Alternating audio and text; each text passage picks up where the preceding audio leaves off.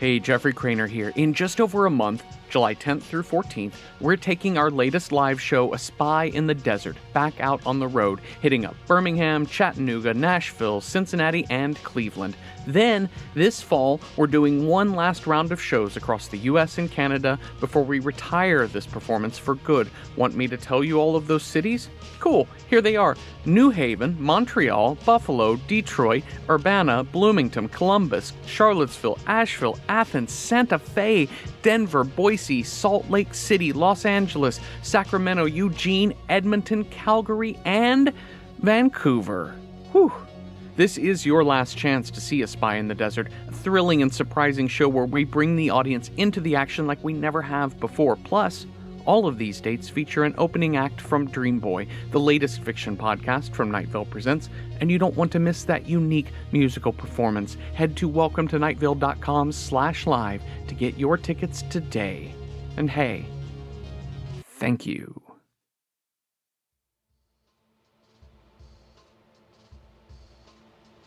If you can dream it, you can wake up in a cold sweat screaming about it.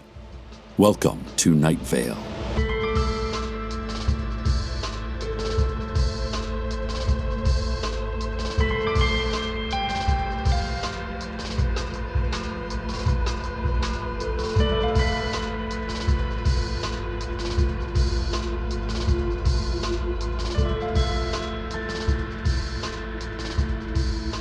Night Vale, today is the birthday of Leonard Burton. Many of you are too young to remember Leonard. He was my mentor, my friend, and my predecessor at this radio station. I watched him die nearly 40 years ago, right outside this very radio station on Mesa Boulevard, when a cargo truck ran him over. The sight was grisly and upsetting, but it is that sound, that horrible snap, I will never forget. Dozens of witnesses gathered around to help, but it was too late. I crouched over Leonard's body, lying to him that he would be okay, attempting to coax him from some hint of life. But there was no final word to hear, not even a final breath. I noted there were tears on his cheeks, as a host of angels behind me moaned softly while touching fingers above a flaming trash can. Leonard was a dutiful journalist, a true servant of his town. He loved Boston cream pies and paintings of snakes. If he had lived, he would have been 117 years young today. Listeners, thank you for all your kind emails. A few weeks ago, I was a tad too revealing about my personal life, and I mentioned, in passing, that I am a perennial bachelor. It's true. I've never had a long-term serious relationship, but honestly, it's fine. I get out. I see people. You do not need to try to set me up on blind dates with friends, relatives, ancestral ghosts. Thank you. I'm doing okay. In fact, I had a date recently. His name is Carlos. He says he's a scientist. Well, we have all been scientists at one point or another in our lives. He has perfect hair, a perfect lab coat, and teeth like a military cemetery. The date started well. We went to dinner at Big Rico's Pizza. He had originally suggested Gino's Italian Dining Experience and Bar and Grill, the fanciest restaurant in town, but since it was a first date, I suggested something more casual. And that was when things started to go wrong. Before we had even placed our orders, Carlos already seemed disappointed, which in turn disappointed me. Then there was dinner. I was trying to tell Carlos about my job here at the station, about my family and interests, and he was like, I know, Cecil, we're in love. You and I are in love. You just don't remember it. And I told him, you're cute, but this is our first date. so let's take it slow."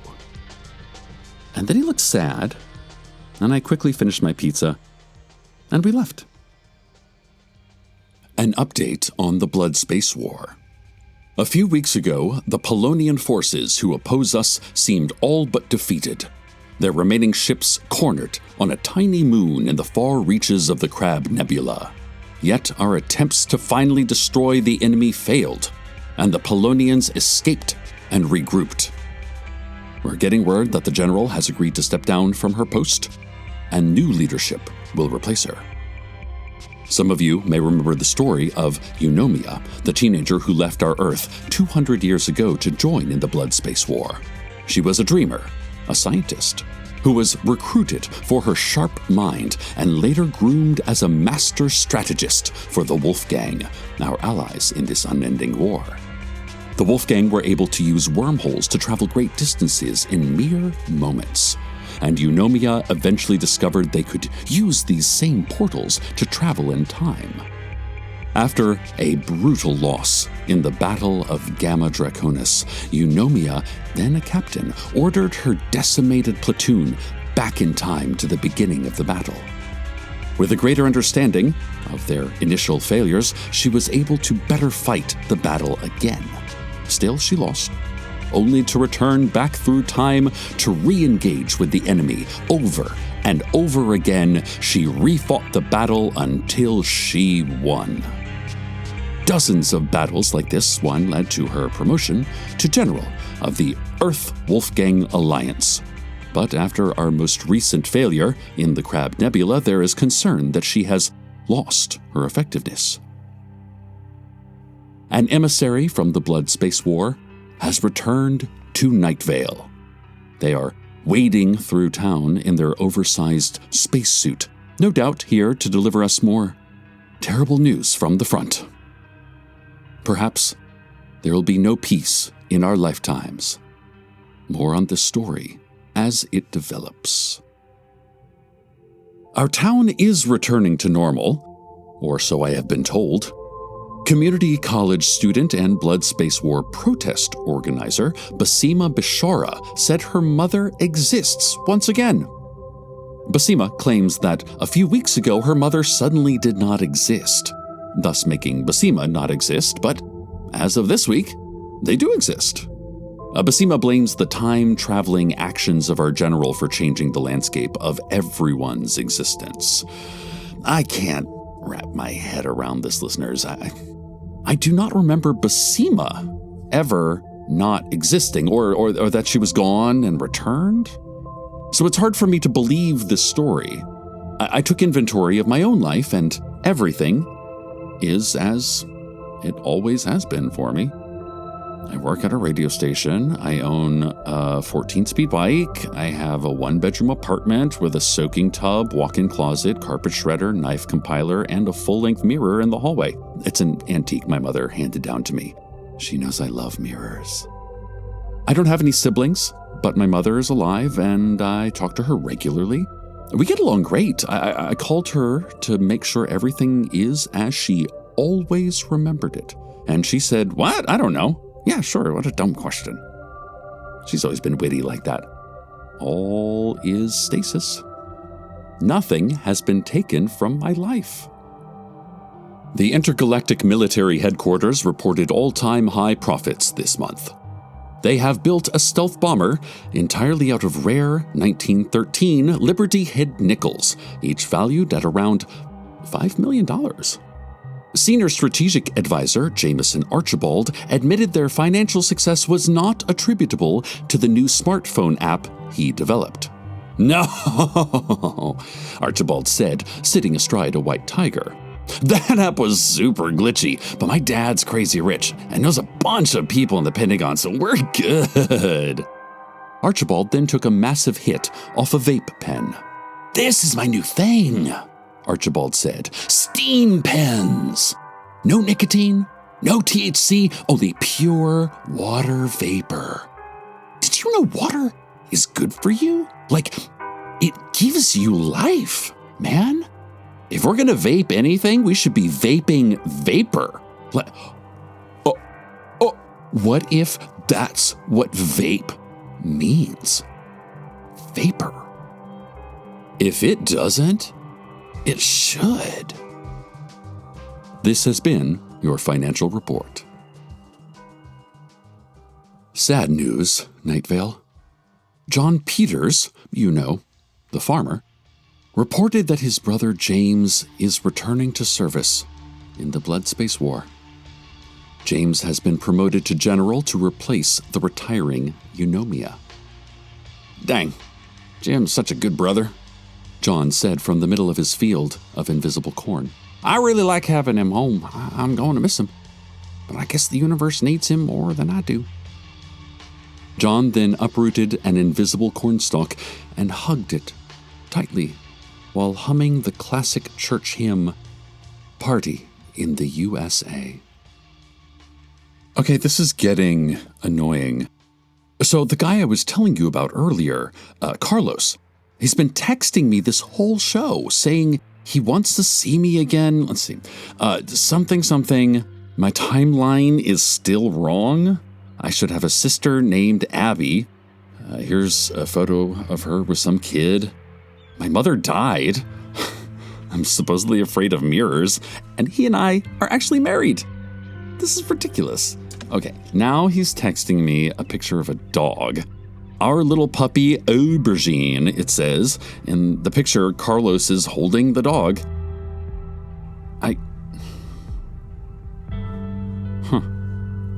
That's weird. I just had a strange feeling. What's that term? Jamais vu, I think? Where you remember something that never happened. Outside my window, I see the emissary, their oblong mirrored face pressed against the glass, each hand raised to their head to block out glare from the sun. I'm waving to the emissary now. Hello, emissary, I said just now. What is the French term for remembering something you've never actually experienced? I said even louder, wondering if the emissary can hear me through the window and that thick helmet. Also, is Aubergine a good name for a dog? I think it is. I called once more, just to start a decent conversation, because I was getting creeped out by the sight of a silent astronaut peering at me through my window. I can see myself in the reflective face. I don't like this. I do not like this at all. Please go. Please leave. I cannot. I'm covering this window with a sheet. I do not like this mirror. I don't like it one bit. No. Let's go to the weather.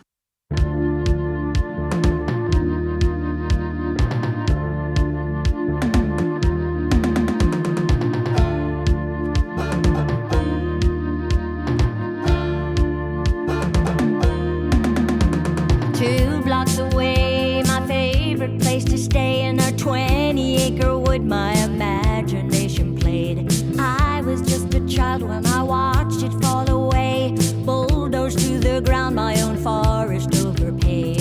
Years of memories, climbing in the trees, flattened by remorse, the polish of the course. Given a prescription, parents gave me pills. Follow up on Tuesday with Dr. Satterell, acting like the courses closely manicured, putting something polished over something natural. I don't mind the money, I don't mind the golf, but the fence around my favorite place just kinda pissed me off. I'm not depressed, I'm just sad. I'm not depressed, I'm just sad. I'm not depressed, I'm just sad. I'm not depressed, I'm just sad. Well,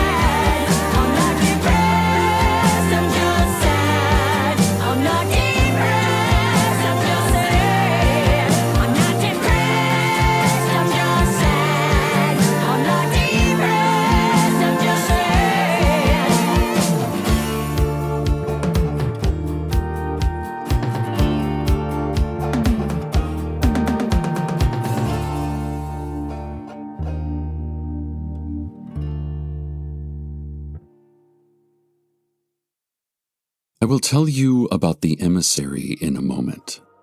But first, I must tell you that Carlos called me. Here's his voicemail. Cecil, I'm calling for personal reasons. I'm calling to tell you that I love you.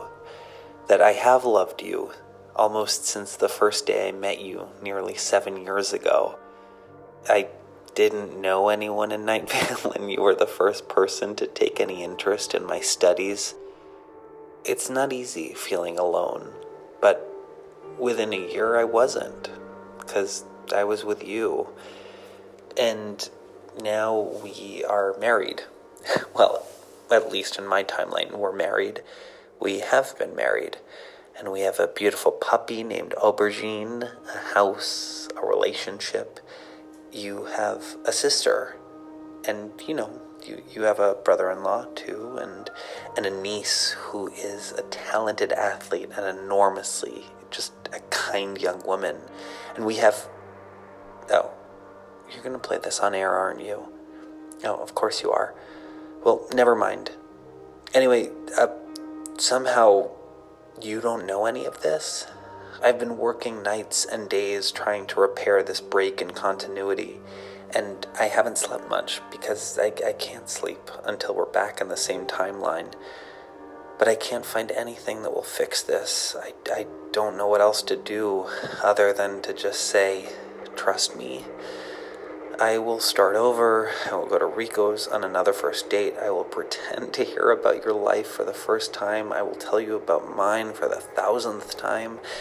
It won't be the same for me, but it will still be you. And that's all that matters.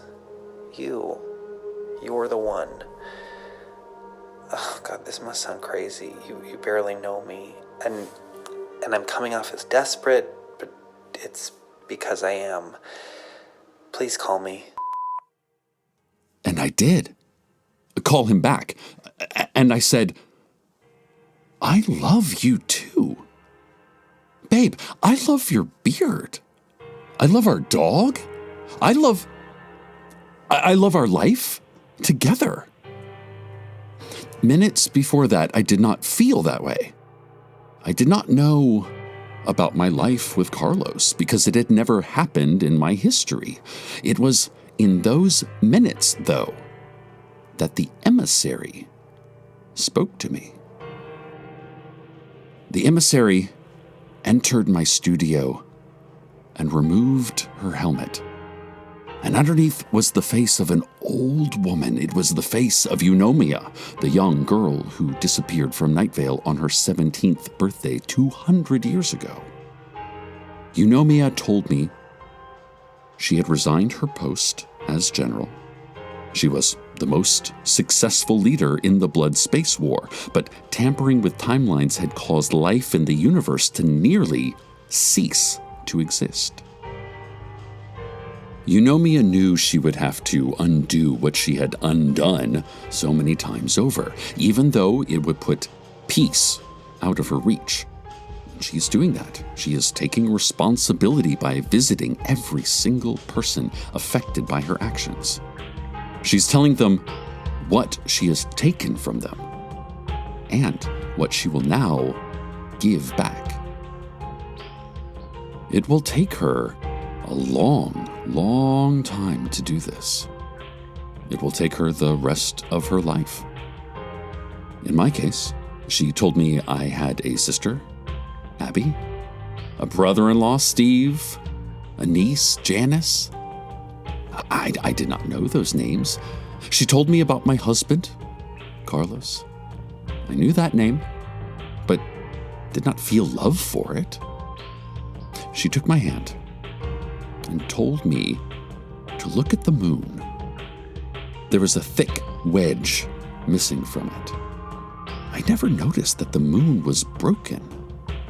Eunomia said, I will leave now, and I will undo what has been done, and your life will return to how it was. I asked, but I have a life now. And she said, but what of the lives of others? You are all connected. If I do not fix yours, how many others will never have back what the war has taken? And what about you? I said. Will you return to your teenage life on the farm? No, she said. I cannot go back to that age, but I will go back to that time and place. I only wish to see my family one more time. And what about the war? I said. There will always be a war, because there will always be a lust for a war, she said. I am sorry, Cecil. I have to go. She pointed to the moon once again, and it was whole, unbroken. I tried to squeeze her hand, but it was gone. It was only me in the studio. On a late summer afternoon in 1816, an astronaut appeared in the center of Night Vale. 96 years later, a dog park would be established on that exact spot. The astronaut walked silently through the dusty streets. Bow-legged and slow, the emissary walked toward the outskirts of town. It took hours, and nearly the entire city followed her, past a lot that would eventually belong to old woman Josie, past the homestead of Eugene Leroy, until she reached the Peters farm, and there she stopped. There was a greenish aura about the astronaut as she turned to face the gathered mob. The astronaut put her gloved hands to her neck and unlatched the helmet. There was a loud hiss and a pop, and she lifted the mask. The crowd approached tentatively. As the helmet came fully off, the townsfolk cried out. The face of the visitor was nearly skeletal, a rotted corpse, long white hair peeling down the back of the skull, an incomplete set of elongated teeth visible with no lips to hide them, startled eyes, ever staring with no lids to express anything else, and what was left of the skin had shriveled and yellowed. The crowd had begun to step backward, but one woman stepped forward. A tired and pale woman. The woman whose farm it was approached the decomposing astronaut and said, "Eunomia?" The general opened her mouth slowly and spoke in a hoarse cough. "Mother," she said. Eunomia's young mother touched her elderly daughter's face. Eunomia broke into dust, and the empty spacesuit collapsed to the ground, leaving behind the faint shape of the woman's dissipating daughter. In a cornfield on the outskirts of town, the general's ashes scattered across a golden lake of ripened corn. In the very place where her military successor, James Peters, the general, would be born 150 years later. The memories of what Eunomia said to me, the memories of my life without my family, are fading quickly. Night Vale returns to normal, whatever that means. I told Carlos I was so sorry for causing him such pain. I cannot ever know how difficult that must have been. He only tilted his head and said, "Already forgotten." I wasn't sure if he was being literal. Stay tuned next for the unceremonious continuation of All That Is real. Good night. Night Vale. Good night.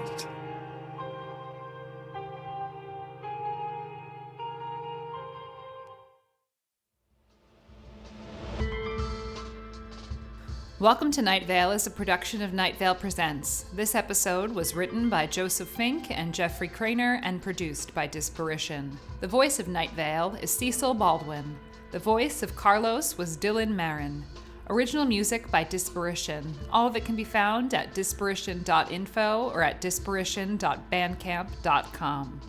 This episode's weather is sad but not depressed. From the musical fiction podcast, It Makes a Sound. Hear the whole soundtrack at nightvale.bandcamp.com. And go to nightvalepresents.com for more information on the podcast, which is a beautiful story about what we remember, what we forget, and has a whole bunch of catchy songs like this one. Comments, questions, email us at info@welcometonightvale.com or follow us on Twitter at Nightvale Radio, or rewatch Sister Act and let us know if it holds up. Check out welcometonightvale.com for more information on volumes 3 and 4 of our illustrated episode book collections out now, plus info on the very last tour of A Spy in the Desert live show this fall.